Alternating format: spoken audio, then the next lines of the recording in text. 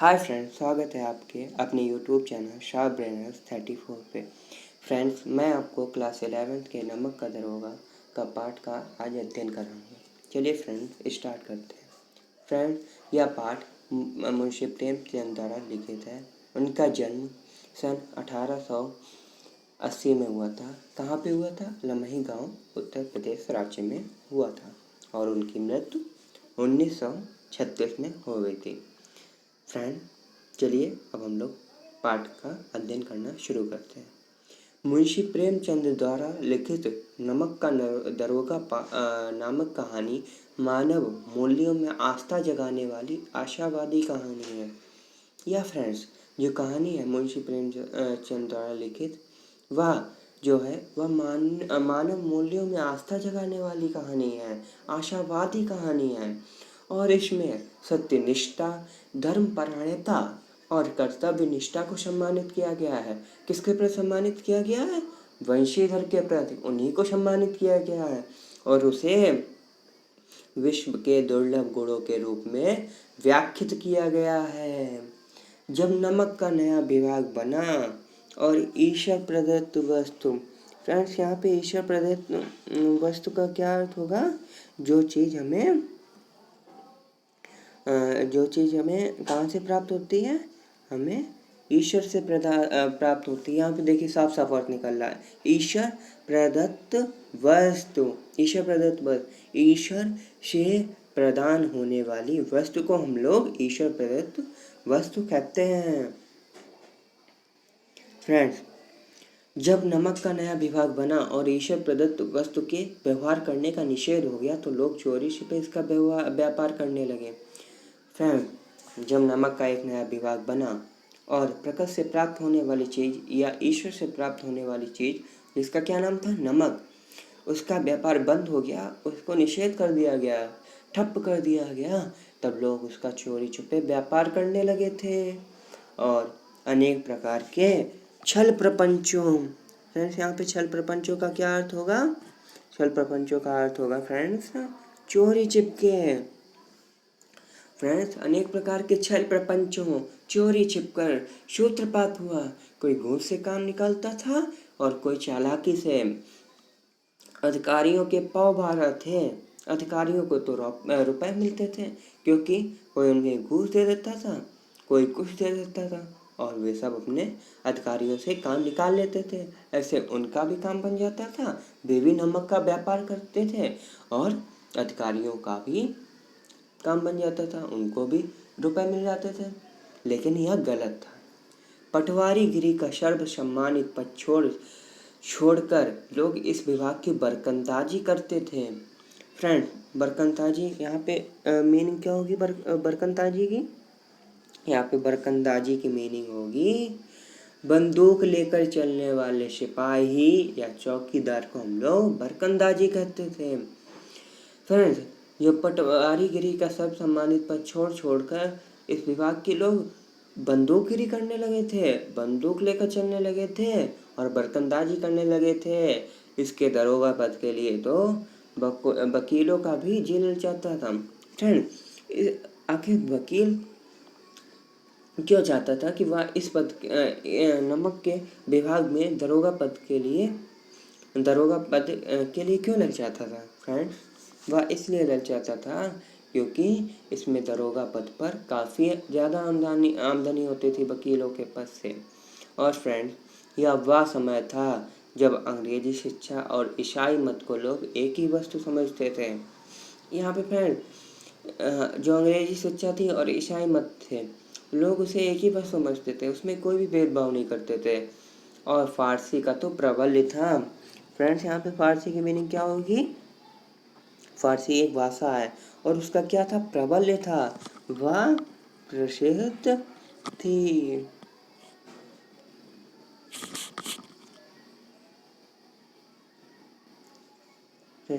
वह और प्रेम की कथाएं और श्रृंगार रस के काव्य पढ़कर फारसीदा लोग सर्वोच्च पदों पर नियुक्त हो जाया करते थे। फारसी एक प्रबल भाषा थी, एक प्रसिद्ध भाषा थी और उसमें लोग प्रेम की कथाएं और श्रृंगार रस के काव्य पढ़कर लोग सर्वोच्च पदों पर नियुक्त हो जाया करते थे।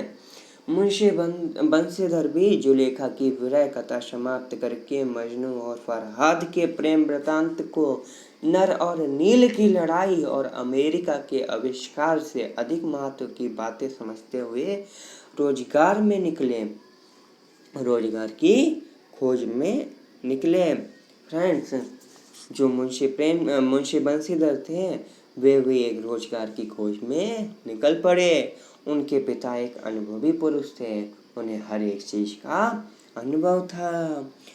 वे अपने बेटा को समझाने लगे, बोले, घर की दुर्दशा देख रहे हो, ऋण के बोझ से दबे हुए हैं। लड़कियां हैं वह घास फूस की तरह बढ़ती चली जाती हैं।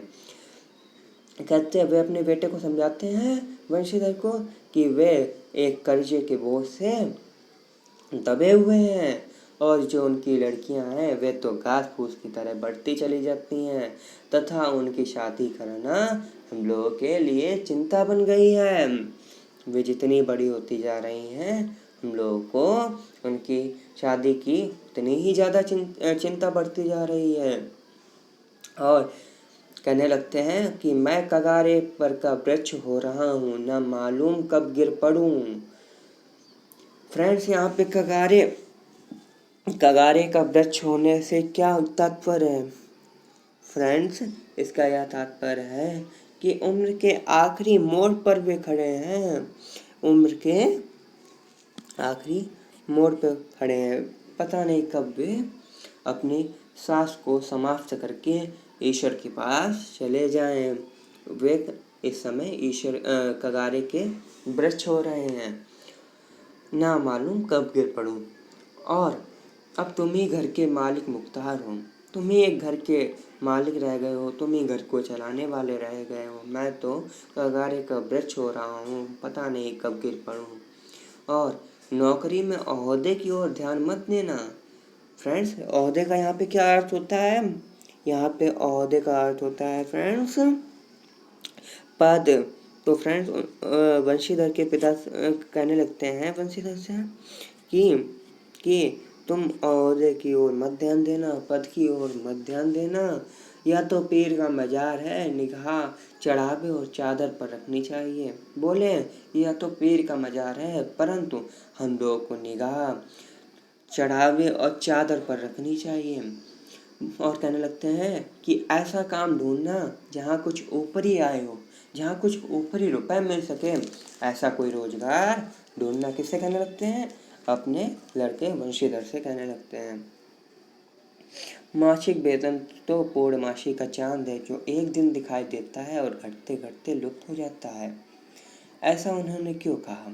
मासिक वेतन तो पूर्णमासी का चांद है जो एक दिन दिखाई देता है और घटते घटते लुप्त हो जाता है। फ्रेंड्स, उन्होंने इसलिए ऐसा कहा क्योंकि जो फ्रेंड पूर्णमासी का चांद है वह महीने में सिर्फ एक बार दिखाई पड़ता है और वह धीरे धीरे लुप्त हो जाता है और ठीक दूसरे महीने में फिर से दिखाई देता है।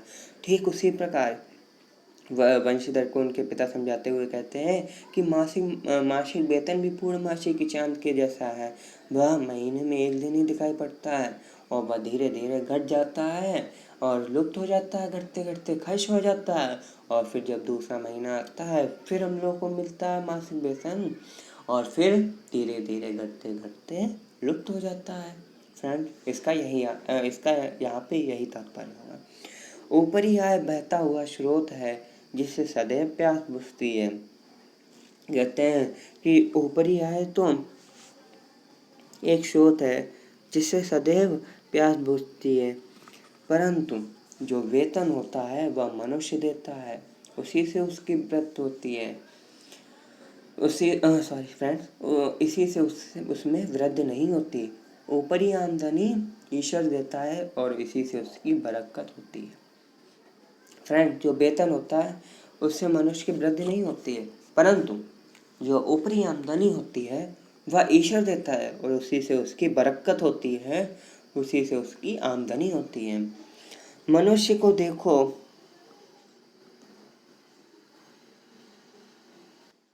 और कहने लगते हैं, मनुष्य को देखो, उसकी आवश्यकता को देखो और अवसर को देखो, उसके उपरांत जो ऊँचे समझो करो। कहते हैं कि मनुष्य को देखो और अपनी आवश्यकताओं को देखो और क्या अवसर है उसको देखो, और जो तुम्हें उसके उपरांत उचित लगे उसको करो। गरजने वाले आदमी के साथ कठोरता करने में ही लाभ है, लेकिन बेगरज को दांव पर पाना जरा कठिन है। कहते हैं कि जो गरजने वाला व्यक्ति है उसके साथ कठोरता करने में लाभ ही लाभ है। उसके साथ जितनी कठोरता करोगे उतना ही लाभ होगा, लेकिन बेगरज को दांव पर पाना जरा कठिन होता है। जो गरजता नहीं है उसके साथ कठोरता करने में लाभ ही लाभ नहीं होता। कहते हैं इन बातों को निगाह में बांध लो, यह मेरी जन्म भर की कमाई है। कहते हैं कि मैं आज कगारे का वृक्ष हो रहा हूँ, और कहते हैं कि यह मेरे पूरे जन्म भर की कमाई है जो मैं तुम्हें आज ये सीख दे रहा हूँ।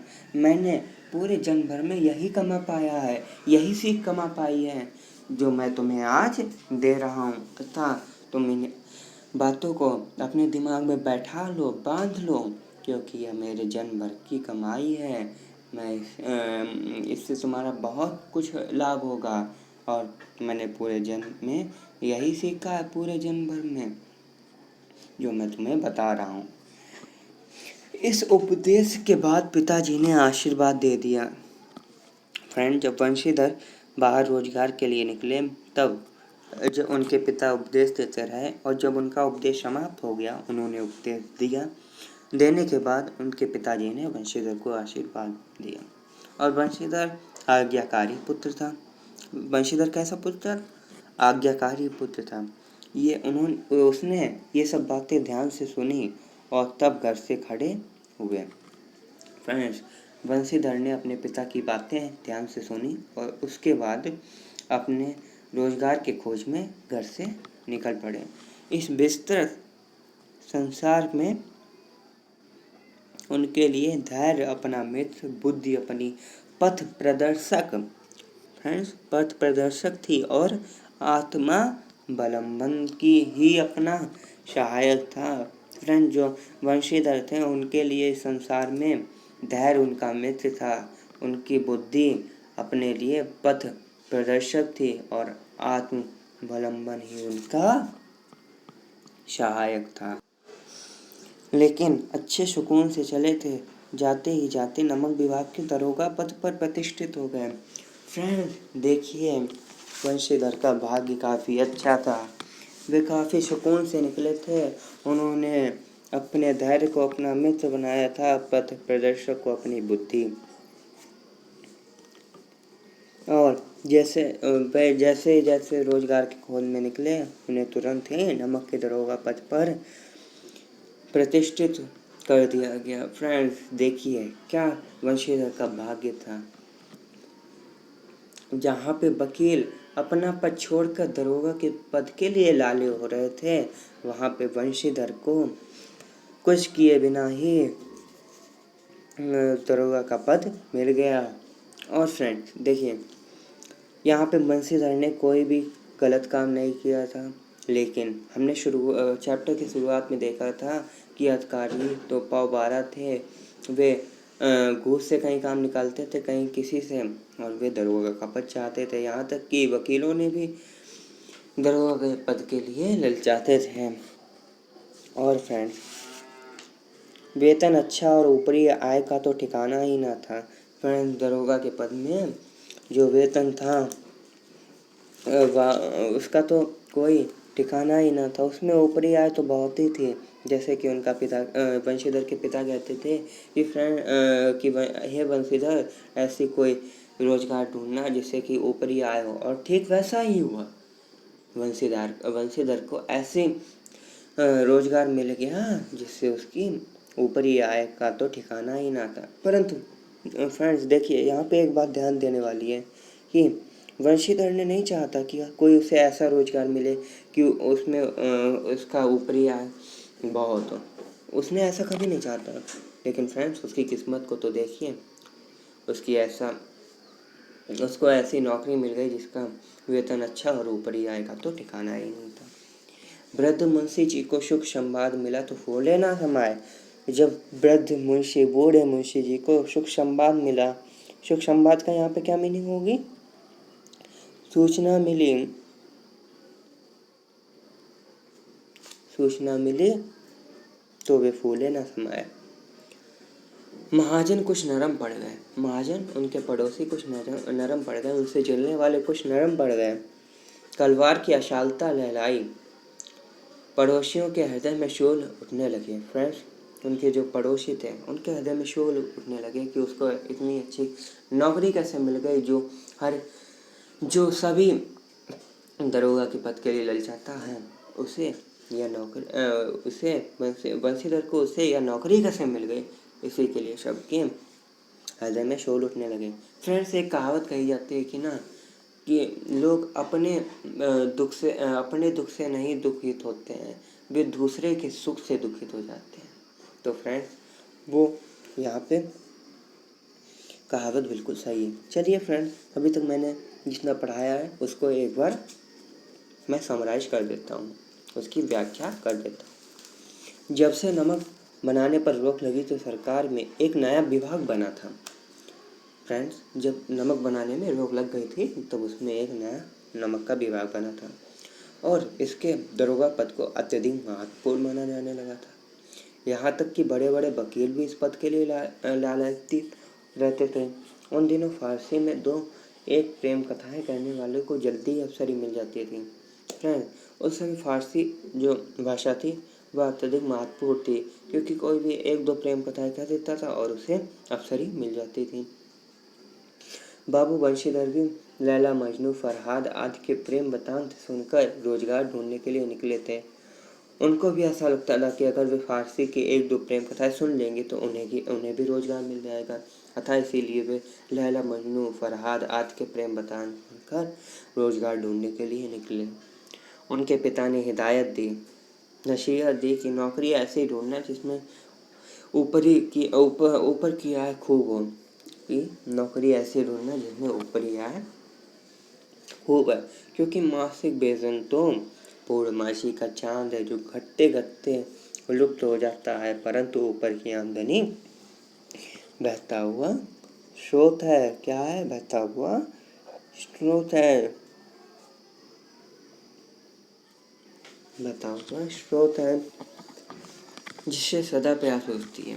फ्रेंड्स, जो मासिक वेतन होता है वह मास में ख़त्म हो जाता है, पूरे एक महीने में ख़त्म हो जाता है, परंतु जो ऊपरी आमदनी होती है वह ख़त्म नहीं होती, उसी से हम लोगों की प्यास बुझती है, उसी से हम लोगों का कल्याण होता है। इस उपदेश को पाकर बंशीधर बाबू नौकरी ढूंढने के लिए निकले। सौभाग्य से उन्हें नमक का दरोगा का होने का शुभ अवसर मिल गया। जब वे नौकरी ढूंढने निकले तब उनके सौभाग्य से उन्हें नमक के दरोगे का रोजगार मिल गया। यह बात सुनते ही उनके स्वजनों के हृदय में खुशी और पड़ोसियों के हृदय में सूल उठने लगे। फ्रेंड, देखिए यहाँ पे जो उनके घर वाले थे, उनके रिलेटिव थे, उनके रिश्तेदार थे, उनके हृदय में तो खुशी छाई, परंतु पड़ोसियों के हृदय में शूल उठने लगे, ईर्ष्या का भाव उठने लगा। क्या उठने लगा फ्रेंड्स? ईर्ष्या का भाव उठने लगा। क्या है? भाव उठने लगा। जाड़े के दिन थे। चलिए फ्रेंड्स, अब आगे से शुरुआत करते हैं। जाड़े के दिन थे और रात का समय।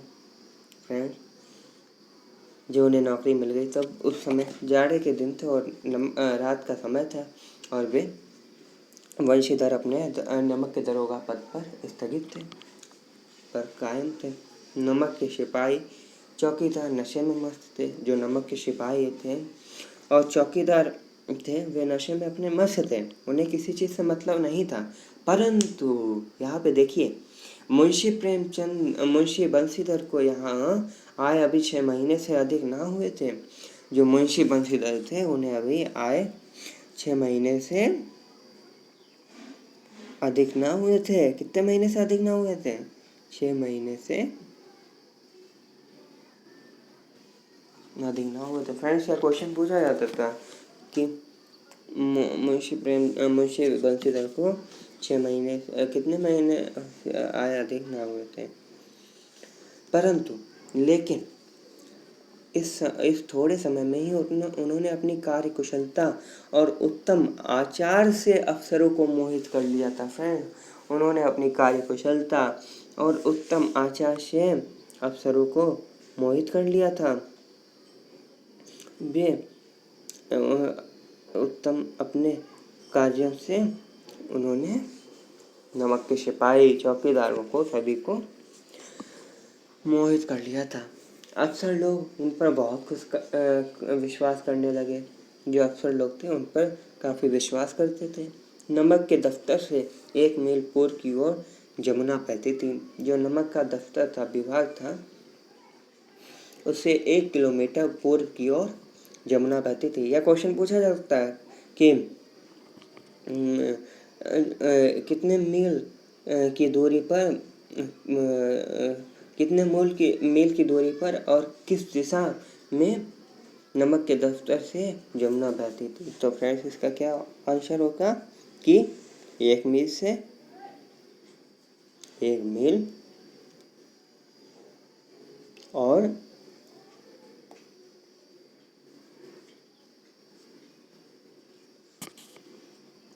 पूर्व की ओर जमुना बहती थी और उस पर नावों का एक पुल बना हुआ था। फ्रेंड्स, जो जमुना बहती थी ना, उस पर एक पुल बना हुआ था और उस पे नावें चलती थी। इधर से उधर चीज़ें नाव ले जाती थी। दरोगा जी किवाड़ बंद किए मीठी नींद से सो रहे थे। जो दरोगा जी बंशीधर थे, वे किवाड़ बंद किए हुए लेटे थे और अपनी मीठी नींद से सो रहे थे। अचानक उनकी आँख खुली तो नदी के प्रवाह की जगह गाड़ियों की गड़गड़ाहट तथा मल्लाहों का कोलाहल सुना। दरोगा जी ने अचानक किवाड़ बंद किए थे और वे मीठी नींद से सो रहे थे, परंतु उनकी अचानक आँख खुल गई तो उनके नदी के प्रवाह की जगह उन्हें गाड़ियों की गड़गड़ाहट तथा मल्लाहों का कोलाहल सुनाई थी। वे तुरंत उठ बैठे। इतनी रात गए गाड़ियाँ क्यों नदी के पार जाती हैं? उनके मन में यह प्रश्न आया कि इतनी रात गए गाड़ियाँ क्यों नदी के पार जाती हैं। अवश्य कुछ ना कुछ गोलमाल है। कहते हैं वे कि अवश्य कुछ ना कुछ तो गोलमाल है। तर्क ने भ्रम को पुष्ट किया। जो उन्होंने तर्क दिया, उन्होंने भ्रम को और पुष्ट किया और आगे बढ़ाया। उन्होंने वर्दी पहनी, भ्रम को पुष्ट किया। पुष्ट मीन्स क्या होगा? आगे आगे बढ़ाया। हाँ, आगे बढ़ाया और वर्दी उन्होंने पहनी, तमंचा उन्होंने जेब में रखा और बात की बात में घोड़ा बढ़ाए हुए पुल पर आ पहुंचे। वे तो उन्होंने तुरंत वर्दी पहनी, तमंचा जेब में रखा और घोड़ा बढ़ाए हुए पुल पर आ पहुंचे। वे तुरंत उन्होंने वर्दी पहनी, तुरंत उन्होंने अपने जेब में तमंचा रखा और अपने घोड़ा पर बैठ के तुरंत पुल पर आ पहुंचे। गाड़ियों की एक लंबी कतार पुल के पार जाती दिखी। उन्होंने देखा कि गाड़ियों की एक लंबी कतार पुल के पार जा रही है, एक तरफ से दूसरी ओर जा रही है। पार मीन्स क्या होगा यहाँ पे फ्रेंड्स? एक तरफ से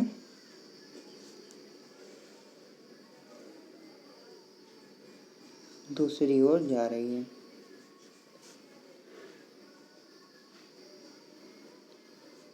दूसरी ओर जा रही है। डांट कर पूछा, किसकी गाड़ियाँ? बंशीधर ने तुरंत डांटा और पूछा, कि किसकी गाड़ियाँ हैं यहाँ। थोड़ी देर तक सन्नाटा रहा। थोड़ी देर तक तो सन्नाटा छाया रहा। आदमियों में कुछ कानाफूसी हुई। तब आगे वाले ने कहा, पंडित अलोपीदीन की गाड़ी है। थोड़ी देर तक सन्नाटा छाया रहा और आदमियों में कुछ कानाफूसी हुई।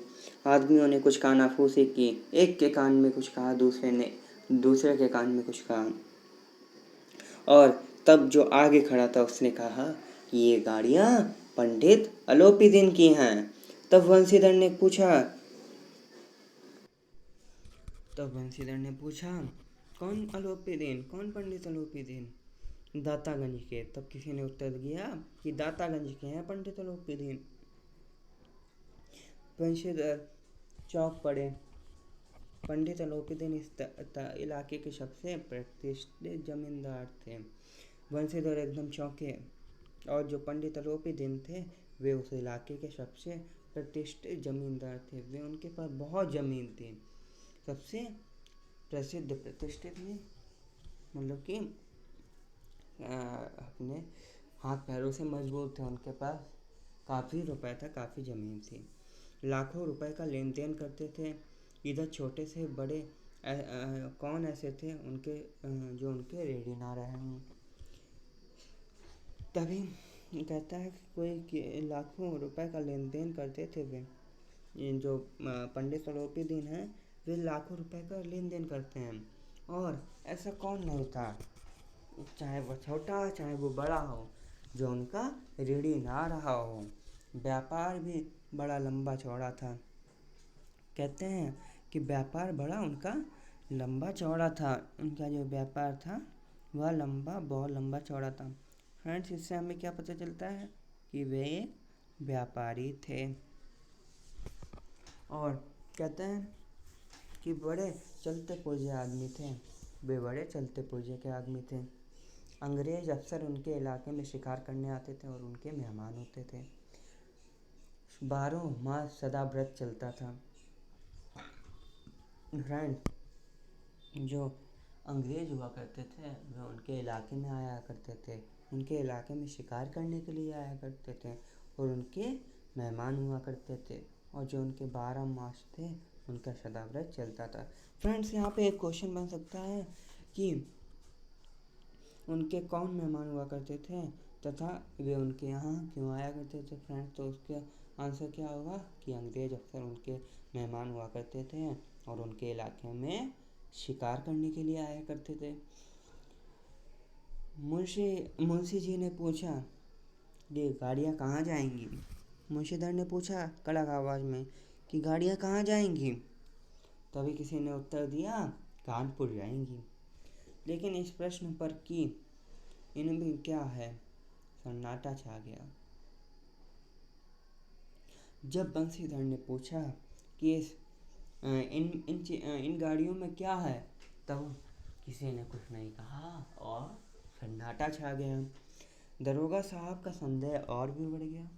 भैया दरोगा साहब जो थे बंशीधर, उनका तो और भी संदेह बढ़ गया कि आखिर ये सन्नाटा क्यों छाया है।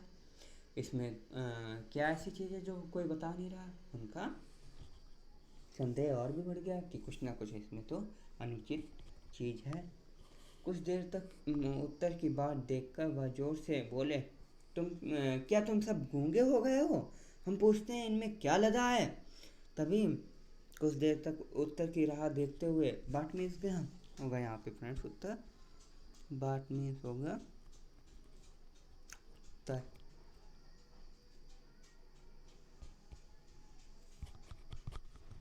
उत्तर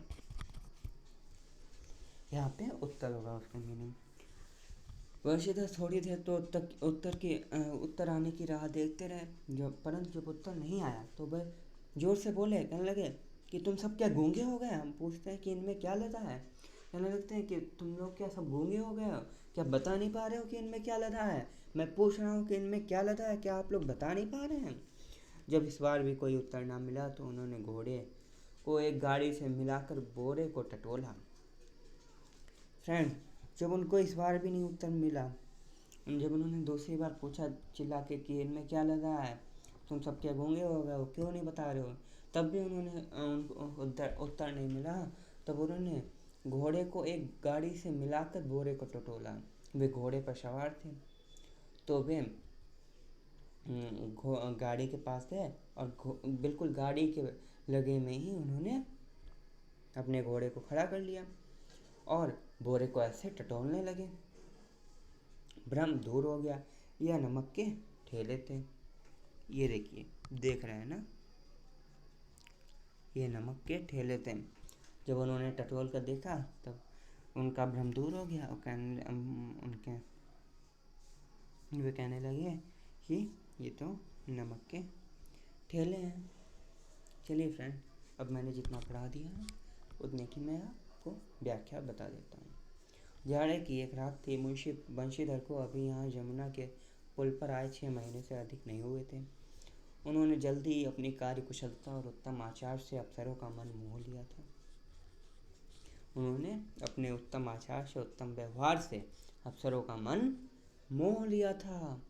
वंशीधर जी दरोगा जी की अचानक उनकी नींद गाड़ियों की आवाज़ को सुनकर खुली। वे सो रहे थे, अचानक की कोई गाड़ियों की आवाज़ सुनकर उनकी नींद खुल गई। वे हड़बड़ाकर उठ बैठे। बाहर आकर देखा कि गाड़ियों की एक लंबी कतार पुल के पार जा रही थी। उन्होंने देखा कि जो गाड़ियों की लंबी कतार थी वे पुल के एक तरफ से दूसरी ओर जा रही थी। डांट कर पूछा उन्होंने अपने अधिकारियों से कि ये किसकी गाड़ियाँ हैं। थोड़ी देर तक तो सन्नाटा छाया रहा और फिर बाद में पता चला कि वे पंडित दीन की गाड़ियाँ दातागंज के रहने वाले हैं। फ्रेंड्स, ये क्वेश्चन आ सकता है कि पंडित अलोपीदीन कहाँ के रहने वाले थे। तो फ्रेंड्स, उसका उत्तर क्या होगा? दातागंज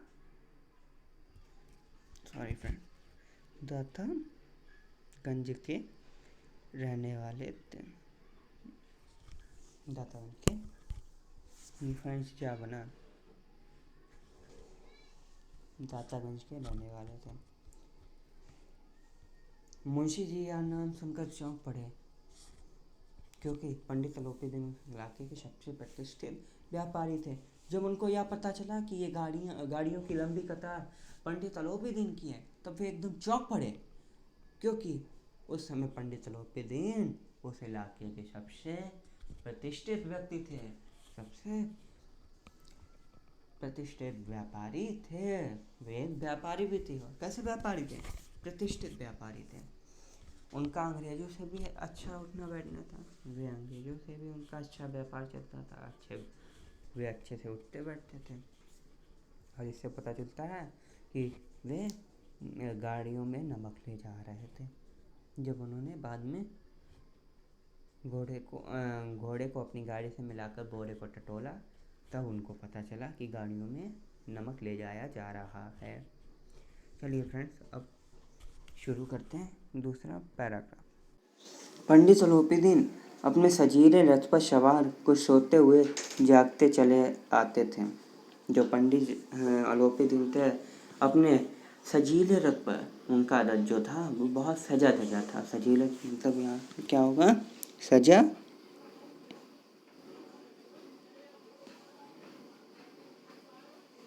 सजा था। और कुछ सोते हुए कुछ जागते हुए आते थे। वे अपनी आधी नींद में थे। कुछ सो भी रहे थे और कुछ जाग भी रहे थे। अचानक कई गाड़ी वालों ने घबराए हुए आकर उनको जगाया और बोले, महाराज, दरोगा ने गाड़ियाँ रोक दी हैं और घाट पर खड़े आपको बुलाते हैं। अचानक जो उनके नौकर थे, गाड़ियाँ ले जा रहे थे नमक भर के, उन्होंने एकदम अलोपीदीन के जगाया और बोले, महाराज, महाराज, दरोगा ने गाड़ियाँ रोक दी हैं और घाट पर खड़े आपको बुलाते हैं। कहने लगे कि दरोगा ने आपकी गाड़ियाँ रोक दी हैं और वे घाट पर खड़े हैं, यमुना के घाट पर खड़े हैं और आपको बुला रहे हैं। पंडित अलोपीदीन का लक्ष्मी पर अखंड विश्वास था।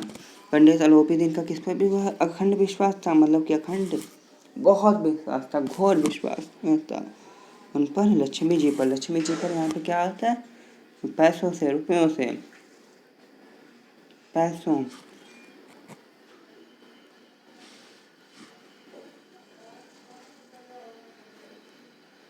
पैसे, रुपयों से। पैसे रुपयों से उनका अखंड विश्वास था। वह कहा करते थे कि संसार का तो कहना ही क्या, स्वर्ग में भी लक्ष्मी का ही राज्य है। वे कहते हैं कि संसार कुछ भी कहे, परंतु आज भी स्वर्ग में लक्ष्मी जी का ही राज्य चलता है, रुपया पैसा का ही राज्य चलता है। उनका यह कहना यथार्थ ही था। उनका यह कहना उचित ही था। फ्रेंड्स, ये जो मैं आपको मीनिंग बता रहा हूँ, ये आप अपनी बुक में नोट करते हुए चलिए, क्योंकि जब आप दूसरी बार चैप्टर पढ़ें तो आपको किसी भी कठिनाई का सामना न करना पड़े तथा आप अपने चैप्टर को इजीली पढ़ सकें तथा वर्ड मीनिंग को समझ सकें। न्याय और नीति सब लक्ष्मी के ही खिलौने हैं। जो न्याय है, नीति है, सब लक्ष्मी के खिलौने हैं। इन्हें वह जैसे चाहती है नचाती है। लेटे ही लेटे गर्व से बोले, चलो हम आते हैं। वे बोले कि चलो अच्छा हम आते हैं। वे कहते हैं कि लक्ष्मी को जो लक्ष्मी है वह सबको नचाती है, चाहे जैसे भी नचाए। और फिर बाद में बोले अपने नौकरों से कि मैं अभी आता हूँ, आप सब चलिए। यह कहकर पंडित जी ने बड़ी निश्चितता से पान के बीड़े लगाकर खाए। उन्होंने कोई निश्चिंत थे, वे उनको किसी चीज़ का मतलब कि दुख नहीं हो रहा था। उनको किसी चीज़ का मतलब कि आश्चर्य नहीं था कि उनकी गाड़ियाँ को पकड़ लिया गया, उनकी नमक की गाड़ियों को पकड़ लिया, क्योंकि उनको लक्ष्मी जी पर अखंड विश्वास था। वे ये समझते थे कि वे अपने लक्ष्मी की अकड़ से किसी को भी खरीद सकते हैं, परंतु वंशीधर उस किस्म के आदमी नहीं थे। उन्होंने बड़ी निश्चिंतता से पान के बीड़े को लगा कर खाया और फिर लिफाज ओढ़े वे दरोगा के पास आकर बोले, बाबूजी आशीर्वाद, कहिए हमसे ऐसा कौन सा अपराध हुआ कि गाड़ियाँ रोक दी गई। वे जब दरोगा जी के पास बंसीधर के पास आ पहुँचे तो नमक मिर्च लगा के हुए बोलते हैं कि बाबूजी आशीर्वाद, कहिए कि हमसे ऐसा कौन सा अपराध हो गया है जो आपने मेरी गाड़ियाँ रोक दी हैं। हम ब्राह्मणों पर तो आपकी कृपा दृष्टि रहनी चाहिए। कहते हैं कि हम ब्राह्मणों पर आपकी कृपा दृष्टि रहनी चाहिए। देखिए कैसा पंडित अलोपी दीन नमक मिर्च लगा रहे हैं। इससे हमें पंडित अलोपी दीन का व्यवहार पता चलता है, उनका व्यवहार चालों की रिश्वत के माध्यम से है।